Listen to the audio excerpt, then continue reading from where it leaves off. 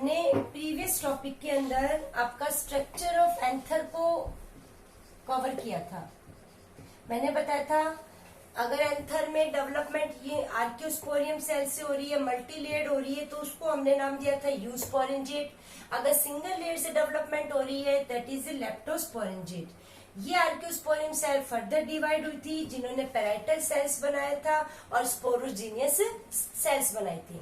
Parietal cells ने anther की covering को कवर किया था, स्पोरोजीनियस सेल्स ने किसकी फॉर्मेशन की थी? स्पोरोजीनियस टिश्यू की। देखो स्पोरोजीनियस टिश्यू क्या है? जो माइक्रोस्पोरेंजियम या पोलन सैक के इनर जो टिश्यू है, इंटीरियर है, उसको फिल करता है। सभी की सभी सेल क्या होती हैं? सिमिलर होती हैं। कैसी होती हैं? सिमिलर होती हैं। ये सेल्स कंटिन्यूसली डिवाइड करती हैं और डिप्लॉयड क्या प्रोड्यूस करती हैं? माइक्रोस्पोर मदर सेल या फिर पोलन मदर सेल। क्या प्रोड्यूस करती हैं? माइक्रोस्पोर मदर सेल या फिर पोलन मदर सेल।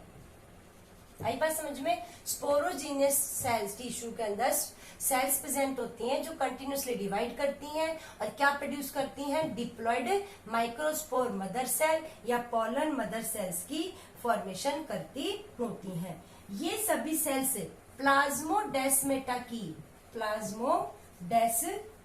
की मदद से आपस में अटैच होती हैं। मैंने आपको एक एंजाइम बताया था, कैलेज। क्या बताया था? कैलेज बताया था। तो जो प्लाज्मोडेस्मेटा की मदद से ये आपस में क्या होती हैं? कनेक्टेड होती हैं। और ये प्लाज्मोडेस्मेटा किसकी मदद से ब्रेक डाउन होता है? कैलोज। और इस कैलोज प्लग को कौन ब्रेक डाउन करता है? कैलेज एंजाइम। क्लियर? नेक्स्ट टॉपिक में हम कवर करेंगे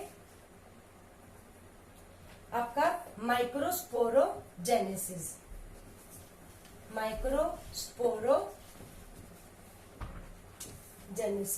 माइक्रोस्पोरोजेनेसिस क्या था? जो ये आपकी माइक्रोस्पोर मदर सेल है, माइक्रोस्पोर मदर सेल या पोलन मदर सेल, इनसे ये डिप्लॉयड है, मियोसिस होकर क्या प्रोड्यूस्ड हो जाना? Haploid microspore. Haploid microspore. आई बात समझ में? माइक्रोस्पोरोजेनेसिस क्या है? डिप्लॉयड माइक्रोस्पोर मदर सेल या पोलन मदर सेल से मियोसिस होकर हैप्लॉइड माइक्रोस्पोर की फॉर्मेशन को हमने क्या नाम दे दिया? माइक्रोस्पोरोजेनेसिस का नाम देते होते हैं। एक चीज याद रखो बेटा, ये माइक्रोस्पोरोजेनेसिस दो प्रकार से होती है। It is of two type. Number one is successive type, and second type is simultaneous type. ये जो सक्सेसिव टाइप है ये प्रेजेंट होता है मोनोकोट में, और जो साइमल्टेनियस टाइप है ये किसके अंदर प्रेजेंट होता है? डाइकोट के अंदर। सक्सेसिव के अंदर जो हमारे माइक्रोस्पोर बनते हैं डेट आर आइसोबाइलेटरल।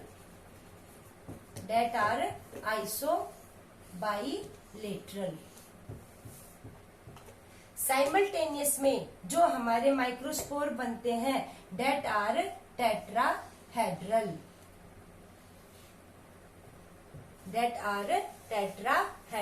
बनते होते हैं। तो ये क्या कहता है कि जो हमारे पास माइक्रोस्पोरोजेनेसिस आई ये कितने प्रकार की हो गई? टू टाइप्स की होती है। Number one is successive type that occur in monocot and simultaneous type that present in dicot. थोड़ा सा डिटेल में करवाती हूँ। सक्सेसिव टाइप में क्या होता है? कैरियोकाइनेसिस क्या है? Division of nucleus is followed by cytokinesis, division of cytoplasm. देखो काइनेसिस का मतलब होता है डिवीजन, कैरियो का मतलब न्यूक्लियस डिवीजन, साइटो मतलब साइटोप्लाज्म, काइनेसिस मतलब डिवीजन, साइटोप्लाज्म का division. In both meiosis 1 and meiosis 2। यहाँ पर जब मियोसिस फर्स्ट हो रहा है, मियोसिस सेकंड, दोनों में कैरियोकाइनेसिस किसको करता है? साइटोकाइनेसिस। तो मैं एक स्ट्रक्चर सा बना दूं, 2N माइक्रोस्पोर, कैरियोकाइनेसिस, साइटोकाइनेसिस। कितने बन गए? 2। मियोसिस फर्स्ट, फिर यहाँ डिवीजन, कैरियोकाइनेसिस, साइटोकाइनेसिस। कितने बन गए? 4। That is isobilateral. आया बात समझ में? साइमल्टेनियस के अंदर क्या होता है? जो डाइकोट में पाई जाती है, यहाँ पर जरूरी नहीं है हर बार कैरियोकाइनेसिस के बाद साइटोकाइनेसिस होगा।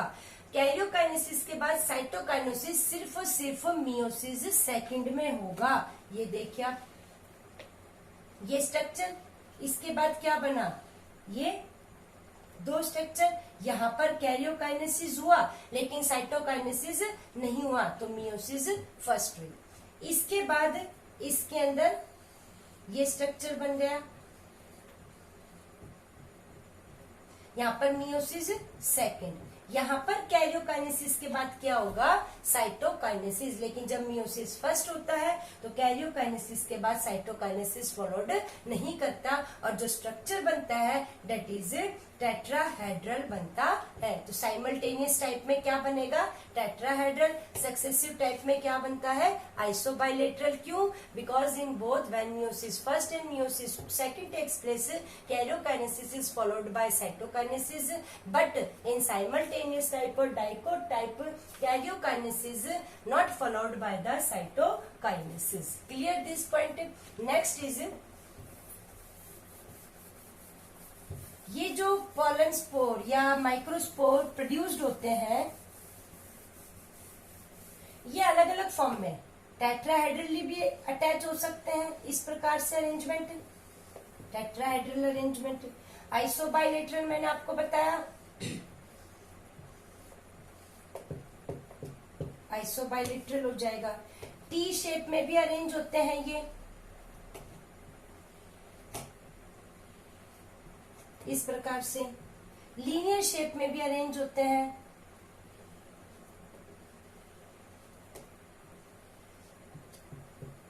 तो ये अरेंजमेंट इनकी क्या होती है? अलग अलग होती है। जनरली ये जब रिलीज होते हैं तो ये सेपरेट हो जाते हैं, लेकिन किसी किसी फॉर्म में ये टेट्राड की फॉर्म में एक दूसरे से अटैच रह जाते हैं। उस पॉलन ग्रेन को हम बोलते हैं compound pollen grain. Compound pollen grain क्या बोलते हैं? कंपाउंड पॉलन ग्रेन, जो कि जनरली जनकस प्लांट में प्रेजेंट होता है।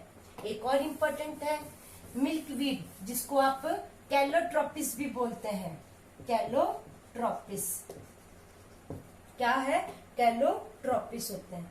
यहाँ पर जो पॉलन ग्रेन होती हैं वो हमेशा एक सैक लाइक स्ट्रक्चर में प्रेजेंट होती हैं, और उसे हम बोलते हैं पॉलिनियम। क्या नाम बोलते हैं? पॉलिनियम। इसको पॉलिनिया भी बोल देते हैं। सिंगुलर और प्लूरल का फर्क है। पॉलिनियम बोल दो चाहे पॉलिनिया बोल दो, कोई दिक्कत नहीं है। ये जो पॉलिनियम है आपस में किससे अटैच्ड होते हैं? आपके एक कॉर्पस्क्यूलम से। कॉर्पस्क्यूलम किससे अटैच्ड होते हैं? कॉर्पस्क्यूलम। और पूरे स्ट्रक्चर को हम नाम देते हैं ट्रांसलेटर। क्या नाम दे देते हैं? ट्रांसलेटर का नाम देते होते हैं। इस ट्रांसलेटर को लिफ्ट अप करने के लिए हमें सिर्फ और सिर्फ एक इंसेक्ट की जरूरत पड़ती है। इसीलिए कैलोट्रोपिस में पॉलिनेशन किसकी मदद से होता है? इंसेक्ट की मदद से होता है। तो जो ये क्या कहता है कि जो कैलोट्रोपिस होता है उसके अंदर हमेशा पॉलन ग्रेन पॉलिनियम में होती हैं। ये आपस में किसकी मदद से अटैच होते हैं? कॉर्पस्क्यूलम की मदद से अटैच्ड होते हैं। नेक्स्ट टॉपिक है पॉलन ग्रेन। देखो pollen grain male reproductive propagule बोल दो या मेल गैमेटोफाइट बोल दो, जो कहाँ प्रेजेंट होता है? एंथर के अंदर प्रेजेंट होता है। जनरली ये राउंडेड होता है। पॉलन ग्रेन क्या होता है? राउंडेड होता है। साइज जो है वो 25 से 50 माइक्रोमीटर तक वेरी करता होता है। कलर जो है वो लाइट येलो भी हो सकता है और दूसरा कलर भी हो सकता होता है। एक चीज याद रखना, जब सबसे पहले पॉलन ग्रेन बनता है वो होता है unicellular. First pollen grain is unicellular होता है विद डेंस यूनिन्यूक्लियर, न्यूक्लियस भी एक ही होता है और साइटोप्लाज्म प्रेजेंट होता है। बाद में जैसे जैसे मैच्योर हुआ ये 2 से 3 सेल्ड में मैच्योर हो जाता है, 2 to 3 सेल्ड बनाता है। अब बात ये आ गई 2 और 3 सेल का क्या मतलब है। जब इसमें डिवीजन हुआ तो इसमें 2 सेल बनती हैं। एक लार्ज कौन सी सेल बनी, वेजिटेटिव, और स्मॉल कौन सी बनती है, जनरेटिव। वेजिटेटिव को हम ट्यूब सेल भी बोल देते हैं। 2 सेल्ड ये स्टेज हो गई जहां पर लार्ज वेजिटेटिव, स्मॉल जनरेटिव। किसी किसी केस में mostly generative cells further divide हो जाती है 2 male gamete. This is called 3 sailed stage, जहां एक वेजिटेटिव होगी, 2 मेल गैमेट होंगे। तो जो 60% केसेस होती हैं वहां पर मैच्योर जो पॉलन ग्रेन होती है वो 2 सेल्ड होती है। लेकिन 3 सेल्ड की बात आ जाए तो जनरेटिव सेल्स फर्दर किस में डिवाइड हो जाती है, 2 मेल गैमेट में डिवाइड हो जाती है। वेजिटेटिव सेल्स के खुद की प्लाज्मा मेम्ब्रेन होती है, जब डेवलपमेंट होती है तो जो साइटोप्लाज्म होता है वेजिटेटिव सेल्स का वो क्या हो जाता है, वैक्यूलेटेड, मतलब वैक्यूल्स बन जाते हैं। और इस वैक्यूल्स की मदद से ही इसमें 2 अनइक्वल सेल्स बनती हैं, एक लार्ज वेजिटेटिव और स्मॉल कौन सी बन गई, जनरेटिव सेल्स की फॉर्मेशन होती है। किसकी, कब होता है, जब डेवलपमेंट के दौरान ये क्या हो जाता है, वैक्यूलेटेड हो जाता है। अब ये माना जाता है कि जो वेजिटेटिव सेल्स हैं इसके अंदर गुड अमाउंट में स्टार्च प्रेजेंट होता है, अनसैचुरेटेड फैट्स होते हैं, और इसी वजह से ये रेडिएशन से भी पॉलन ग्रेन को प्रोटेक्शन देते होते हैं। पॉलन ग्रेन पे 2 कवरिंग होती है, दोनों कवरिंग को कलेक्टिवली हम बोलते हैं स्पोरोडर्म। क्या बोलते हैं, स्पोरोडर्म। एक आउटर होती है जिसे हम एक्साइन बोलते हैं, एक इनर होती है जिसे हम इंटाइन बोलते हैं, और एक्साइन इंटाइन कलेक्टिवली कॉल्ड स्पोरोडर्म का नाम दिया जाता है। अब बात आ गई इनर और आउटर। इनर को हमने क्या नाम दे दिया, इंटाइन। किसकी बनी हुई होती है, सेलुलोज और पैक्टिन, सेलुलोज एंड पैक्टिन। ठीक है, किसकी बनी होती है, सेलुलोज पैक्टिन। जनरली ये थिन होती है लेकिन किसी किसी केस में ये थिक भी हो जाती होती है। सेकंड आती है आउटर लेयर, जिसको हमने क्या नाम दे दिया, एक्साइन। This is important. ये आउटर लेयर एक हार्ड रेजिस्टेंस बायोकेमिकल सब्सटेंस की बनी होती है जिसे हम नाम देंगे स्पोरोपोलिनिन। ये जब मैंने आपको टैपिटम के फंक्शन बताए थे, अपचिस ग्रेन्यूल बताया था जो किसकी फॉर्मेशन करता था, स्पोरोपोलिनिन। ये स्पोरोपोलिनिन किसकी आउटर कवरिंग बन जाती है, पॉलन ग्रेन की। ये स्पोरोपोलिनिन किस से रिलेटेड है, क्यूटिन और सबरिन, ये दोनों केमिकल हैं। ये दोनों कब बनते हैं, oxidative polymerization, of carotenoids. Carotenoids एक पिगमेंट है, जब उसमें ऑक्सीडेटिव पॉलीमराइजेशन होता है तो क्या बनता है, स्पोरोपोलिनिन। ये स्पोरोपोलिनिन इतना टफ होता है कि कोई केमिकल, कोई रेडिएशन, हाई टेम्परेचर, कोई अल्कली, कोई एसिड इसको डिग्रेड नहीं कर सकते हैं। ना ही आज तक कोई ऐसा एंजाइम बना है जो इसको डिग्रेड करे। इसी स्पोरोपोलिनिन की वजह से हम पोलन ग्रेन को एज ए फॉसिल भी यूज करते हैं। आई बात समझ में, एज ए फॉसिल भी यूज करते हैं। एक और इम्पोर्टेंट बात, ये जो पोलन ग्रेन है इसकी जो आउटर कवरिंग है ये रफ और वेवी होती है, दैट इज एक्साइन। लेकिन किसी किसी केस पे, कई जगह से ये क्या होती है, एब्सेंट होती है। इसका मतलब इस प्लेस को हमने नाम दे दिया जम्पोर। जम्पोर मतलब यहाँ से किसकी डेवलपमेंट होगी, पोलन ट्यूब की डेवलपमेंट होगी। तो जम्पोर क्या है, जहां पर एक्साइन एब्सेंट है, जम्पोर से किसकी डेवलपमेंट होगी, पोलन ट्यूब। जिसमें एक जम्पोर प्रेजेंट है उसे हम बोलेंगे मोनोकॉल्पेट। क्या नाम दे देते हैं, मोनोकॉल्पेट का नाम देते हैं। जनरली मोनोकोट में पोलन ग्रेन कैसी होती है, मोनोकॉल्पेट प्रेजेंट होती है, जहां पर सिर्फ एक ही क्या है, जम्पोर प्रेजेंट होता है। डाइकोट, यहाँ पर आपकी पोलन ग्रेन में कितने जम्पोर प्रेजेंट हैं, 2, तो उसको हम क्या बोल देंगे, बाइकॉल्पेट। बाइकॉल्पेट। जनरली डाइकोट में 3 भी हो सकते हैं, तो उसे हम बोलेंगे ट्राइकॉल्पेट। क्या बोलेंगे, ट्राइकॉल्पेट। डाइकोट में 2 भी हो सकते हैं, बाइकॉल्पेट 3 भी हो सकते हैं, ट्राइकॉल्पेट मतलब जिस पोलन ग्रेन में एक जम्पोर है मोनोकॉल्पेट, मोनोकोट में जिसमें 2 है बाइकॉल्पेट, जिसमें 3 है ट्राइकॉल्पेट का नाम दिया जाता होता है। स्टडी ऑफ पोलन ग्रेन को हम बोलते हैं प्लेनोलॉजी। अब मैंने आपको एक चीज और बताई थी, पोलन किट जो कि टैपिटम प्रोड्यूस करती थी।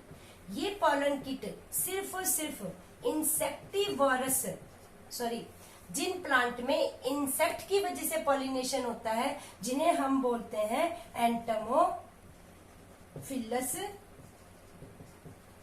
पोलन ग्रेन या एंटोमोफिलस फ्लावर, जिनमें pollination transfer of pollen grain from anther to stigma किसकी मदद से हो रहा है, इंसेक्ट्स, उन्हें बोलेंगे एंटोमोफिलस प्लांट। उसके अंदर एक येलो कलर का स्टिकी फैटी सब्सटेंस होता है, that is called pollen kitt. क्या कहा जाता है, पोलन किट। ये पोलन किट इंसेक्ट्स के पीछे अटैच हो जाता है और क्या करता है, इंसेक्ट्स को अटैच कर पोलन ग्रेन को अटैच करता है और उसको पॉलिनेशन में हेल्प करता होता है। Clear. Next is pollen products.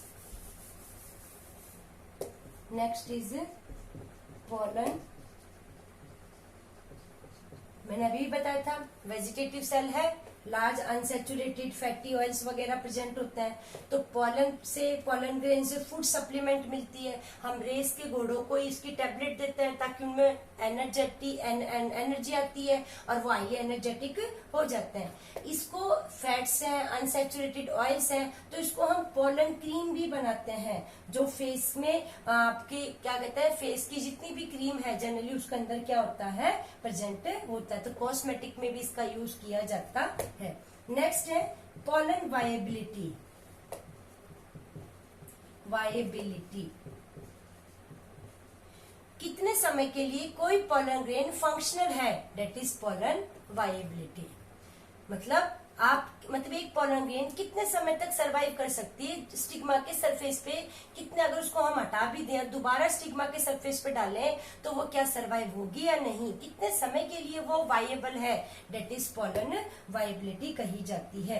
ये डिपेंड करता है टेम्परेचर पे, ह्यूमिडिटी पे डिपेंड करता है। जैसे कि हर प्लांट की अलग अलग पोलन ग्रेन की अलग अलग पोलन वायबिलिटी होती है। जैसे जनरली सीरियल्स है, उनकी पोलन वायबिलिटी 30 मिनट्स की है, ठीक है। आपके जो लेग्यूमिनेसी फैमिली होती है, सोलेनेसी फैमिली है, उनमें सेवरल मंथ तक वो वायबल रहती हैं।